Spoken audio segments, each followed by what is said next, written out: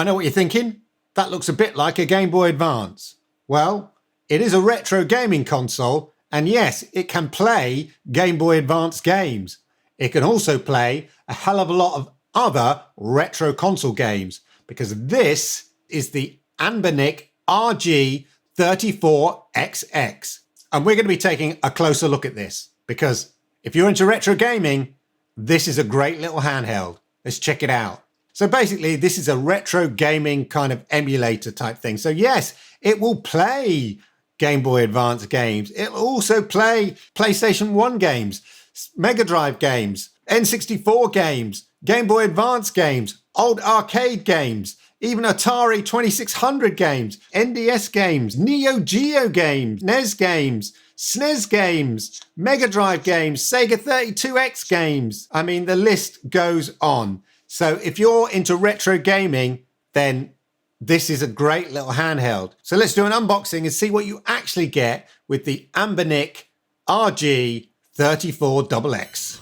So in the box, of course, you get the main little handheld device here, pretty well packaged. Feels quite lightweight initially.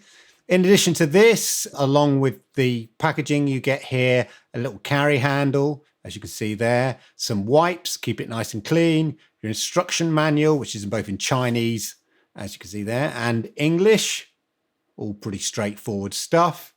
In addition, you get a screen protector. I haven't put mine on yet, but that's always a useful thing to have, especially if you carry it in your pocket. And then alongside that, you've got the little charging device here. It's a USB-C and a USB-A, as you can see there, USB-A to USB-C. And that is basically what you get in the package. As for the device itself, you can see you've got some headphone sockets there and a volume control. The whole thing feels quite lightweight. Start button on the bottom there.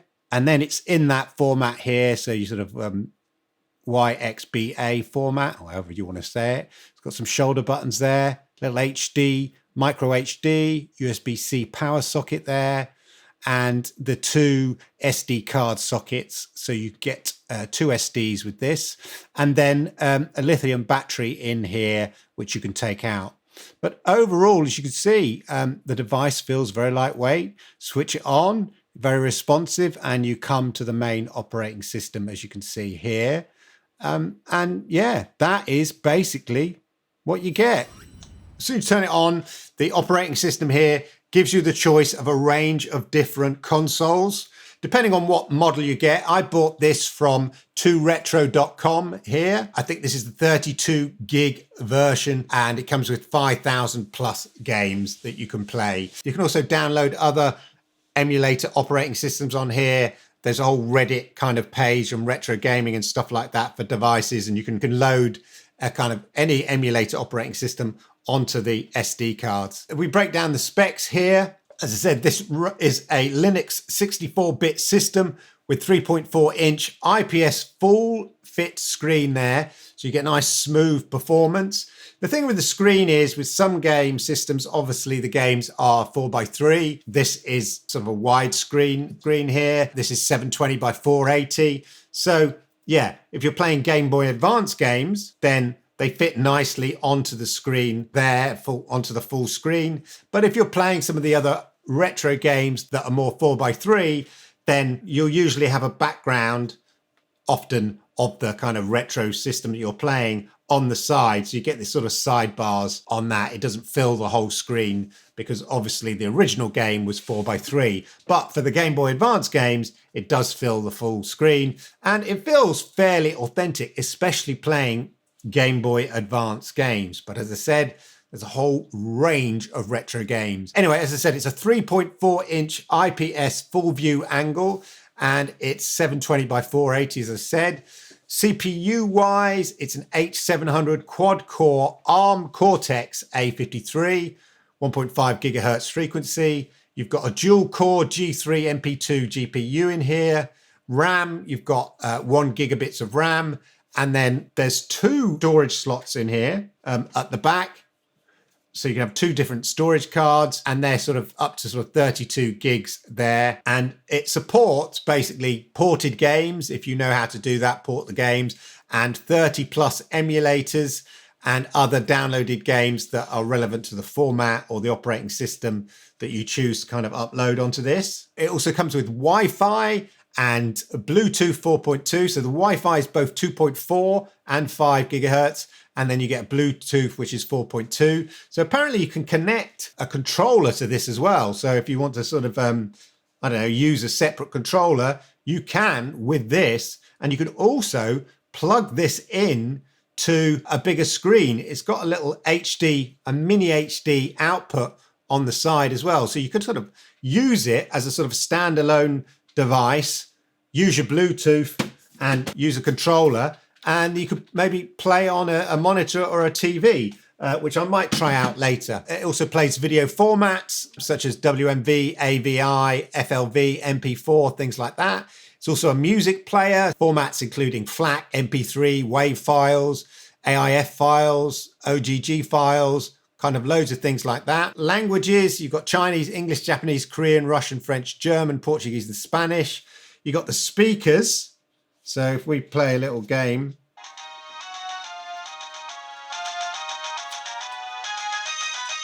this is what it sounds like.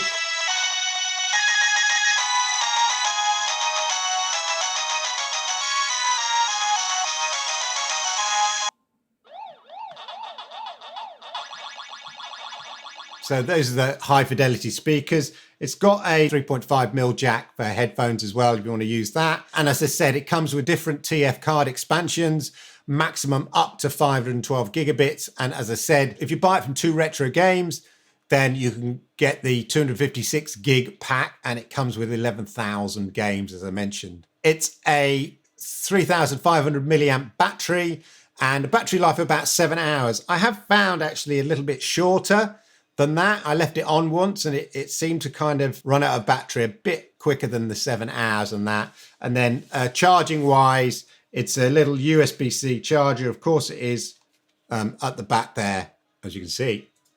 So that's all the specs and everything. I mean, what's it like to play with? So when you fire it up, as you can see, you've got 2 different ways to get into the games here. You've got these games here, and then you can sort of see the different consoles. They've got there PSP, PS1, NDS, Neo Geo, Game Boy Advance, Mega Drive, Sega, Game Boy Color, Game Boy, Game Gear. Then if I return, then you've got here this is on the other memory card. And then you can say here, you've got on the external cards, you've got PlayStation Portable, PlayStation games, NDS, N64, Dreamcast, Atari 2600, Game Boy, Famicom there, Game Boy Advance, Game Boy Color again, Game Gear, even a Game Watch. Who remembers the Game Watch? Mega Drive, Neo Geo, a few others I don't recognize there. Let me know. The Sega 32, Saturn, even Saturn games. So like lots of different choices, virtual arcade there, and then some ports as well, some direct ports on this one. And then you've got here like Cannonball Run, Quake, Wolfenstein, stuff like that. Cannonball Run's one of my favorite games. Well, Outrun basically is what used to be one of my favorite arcade games. So we play a bit of that. For each game, you've always got to work out what the actual controls are, because it can vary so much. All right, let's start.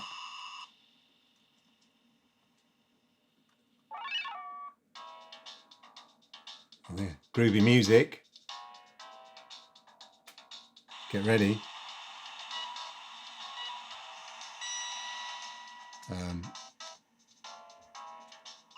There we are, B. So there we are. Just check the controls, yeah.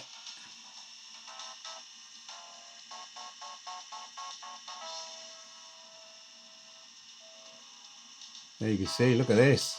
Outrun. Take me right back this. Just play this in the arcades. You hear the music sort of chirping away in the background there. Anyway, you get the idea anyway. Again, it's getting used to controls. Once you've got used to controls for each game, you know, it becomes a lot easier. But there you go. That's a little look at Outrun. In terms of buttons here, you've got like a start button here, start, select, a reset button here, and a menu. So the menu here takes you to sort of the The underlying operating system that allows you to kind of, resume the game, change some options here, controls, change the port controls here. So you can get really kind of down into the weeds. Let's just press the menu again. It takes you back to the game. And then to reset it, so come out of it, it's this button at the top here. Press that, and it kind of resets the system. Takes you back to the main opening screen there for the Anbernic. We're back at the home screen here. So as I said, you can access the games on here, on one SD drive, or on the other one here. And you just select the console system that you want, the old retro system that you want, and then you can sort of choose the games. So we go here, and then go say N64. Select that, and then you can see you've got Bomberman, Buster Move. God, Buster Move used to be fun, didn't it? Castlevania, Mission Impossible, Paperboy, Rockman, Wave Race. I had problems with Wave Race. And just to sort of show you what it looks like if you play a game that is originally in 4x3, let's play Buster Move. You can see down the side here, it's got like the original N64 packaging. And that's how they sort of, give it a border. You can see just down the side here. So you're not filling the full screen because obviously the original game was only ever 4x3. So yes, I'm pressing the B. You've got to remember the controls are different each time. Oh yeah, I remember. Trouble, it's no good for me because I'm colourblind. Ah, blue. Oh, I thought that was blue. That's blue.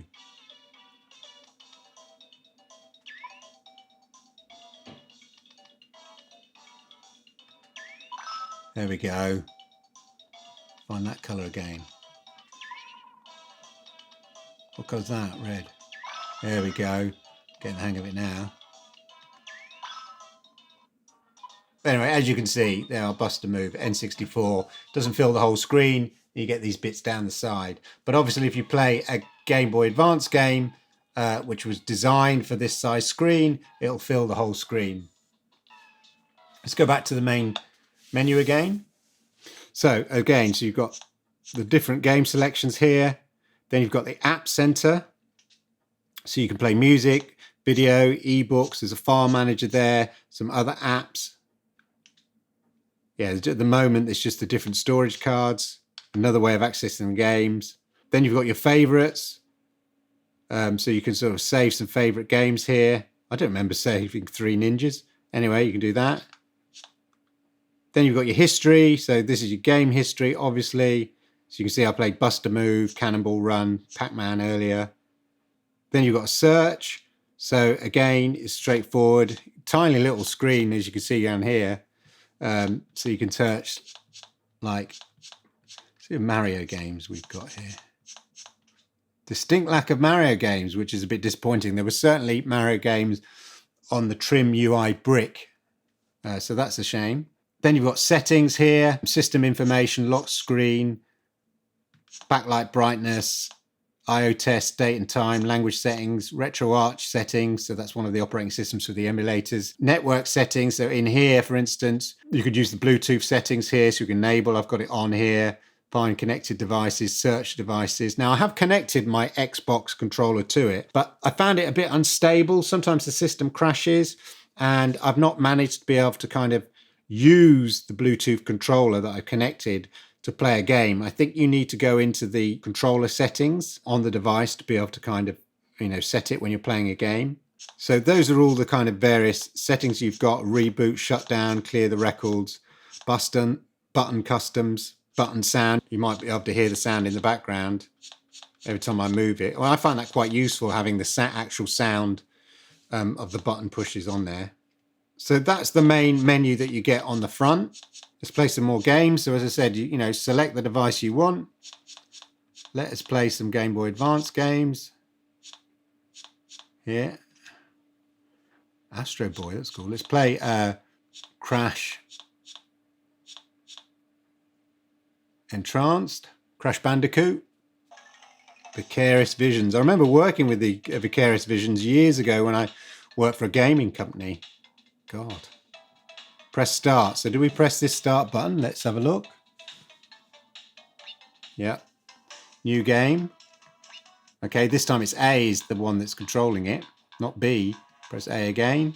So actually, Game Boy Advance games seem to be configured to these actual controls. That's why it's in this Game Boy Advance style model here. Bouncy crates allow you, okay.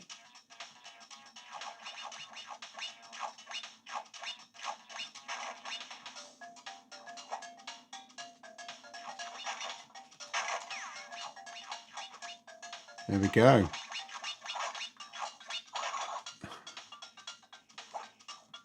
Oh, TNT. Oh, I'd have died that time. But anyway, there you get the idea. A lot of fun here. There's bound to be a game on here that you kind of enjoy playing. I mean, I like, these are more my things. It's from this era, the Game Boy Advance era, PlayStation 1 kind of era, things like that. These are the things I really kind of enjoyed playing as when I was younger. I'd say as a kid. I wasn't a kid, but you know. As I said, here you can see here you've got the shoulder buttons, a reset button, menu button. So that's a menu for the overall system. And then you've got L2 and R2 buttons as well, triggers on the side here. Then you've got, as I said, you've got the USB-C and then a mini HD connection there. And then the two SD card holders here and here. In terms of connecting it to a controller here, I've got this Xbox controller here. Let's turn that on. If we go into the settings, go down to network settings, Bluetooth settings, enable Bluetooth. So enable Bluetooth is on, connected devices, then search device.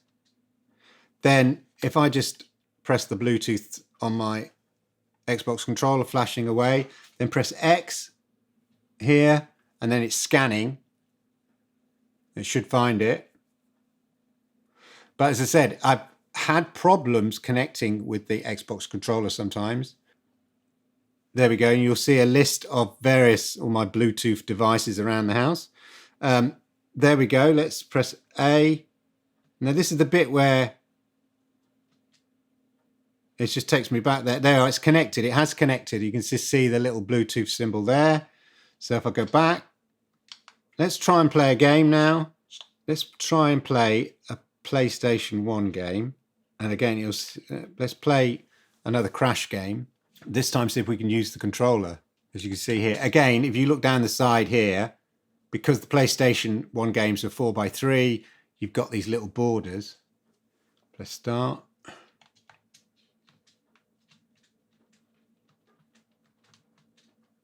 Now nothing's working. Now it's confused, you see. I don't know whether the system's crashed. So that's one of the things I found. If you connect it with the controller, I haven't worked out how to get the controller to really work consistently with the games. But I just wanted to show you how you can connect your Bluetooth controller. If you know or you've been successful in connecting a controller, then let me know in the comments down below. I'd really appreciate it.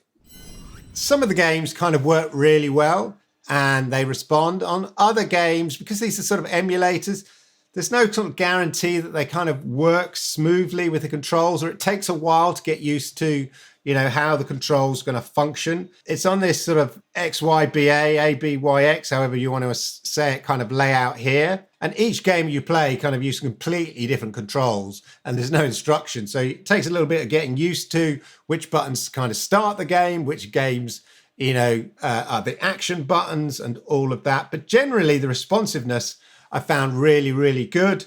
As I said, not all the games kind of work quite as well. I've got this other device here, the Trim UI brick, and I found the compatibility of the games on this a little bit better than the ones on this. But the screen, obviously, on this one is a lot bigger and therefore a lot more fun. But yeah, if you're into retro gaming, like I was in Japan recently, and yeah, they've got all the retro gaming stuff there, right from the old Famicoms, N64s, of course, the whole kind of different works. But if you're into retro gaming and you don't mind emulation and stuff like that, then something like this is kind of really, really cool to have and just take around with you. Definitely probably use the headphones, but I find the speakers a little bit tinny, but that's partly the music as well. I mean, you're playing old Game Boy Advance games or old Atari games. I was playing Breakout, the original Atari Breakout, and that was still fun. I'm still no good at it, but it was a lot of fun. But so obviously, you're getting sort of 8-bit kind of tunes and stuff like that. Yeah, groovy music. So yeah, probably worth sticking in headphones if you're out and about. Yeah, it's quite lightweight, so it's easy to stick in your pocket and take with you and things like that. Overall, as I said, there's loads and loads of games. There may not be the games that you want. If you're into retro gaming and emulation operating systems and things like that, you can easily upload the emulators that you want that work on a kind of Linux 64 kind of system and really find the games that you want. Getting used to the controls, again, for each game takes a kind of a little while, but I'm sure, as I say, there are so many games on here. If you're into retro gaming, there's bound to be something that you like or an old game that's going to take you back to those kind of, especially those handheld retro games, which work so well on this. It's really, really a lot of fun. As I said, I found the game selection slightly better on my Trim UI, but that just comes down to the operating system that you're using and the sort of SD card full of games that you get with it. But there is, as I said, 5,000 plus games. So there's got to be at least a handful of games that you're going to enjoy playing if you're into retro gaming. Apparently, you can use, as I said, 2.4 wireless controllers and wired controller connections as well. If you're using a 2.4 wired connection, I'm assuming that you would plug it into the USB, the little wireless bit into the USB section there, if that's what you're doing to do.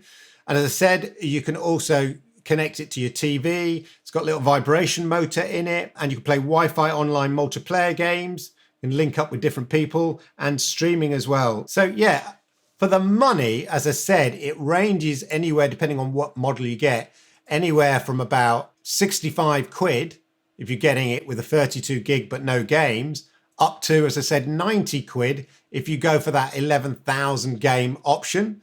It comes in purple. This is the green one I've got here, transparent green, red, black, and there's a glacier one as well, which is kind of nice as well. And as I said, you can get those from 2 Retro Gaming. Check out the website and the links down below if you're interested in doing that.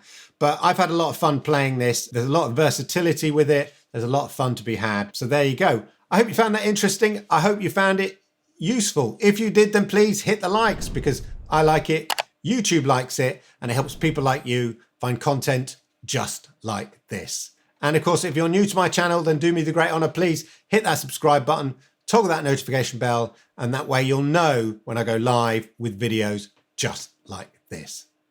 Talking of videos just like this, why don't you check out the videos right here? These ones here. I think you like them. Thanks for watching.